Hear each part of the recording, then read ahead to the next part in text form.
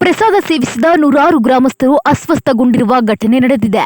ಎಲ್ಲಿ ಏನು ಅಂತ ತೋರಿಸ್ತೀವಿ ನೋಡಿ. ಹೌದು, ದೇವನಹಳ್ಳಿ ತಾಲೂಕಿನ ಬೆಟ್ಟೇನಹಳ್ಳಿ ಗ್ರಾಮದಲ್ಲಿ ಪ್ರಸಾದ ಸೇವಿಸಿ ಗ್ರಾಮಸ್ಥರು ಅಸ್ವಸ್ಥಗೊಂಡಿದ್ದಾರೆ.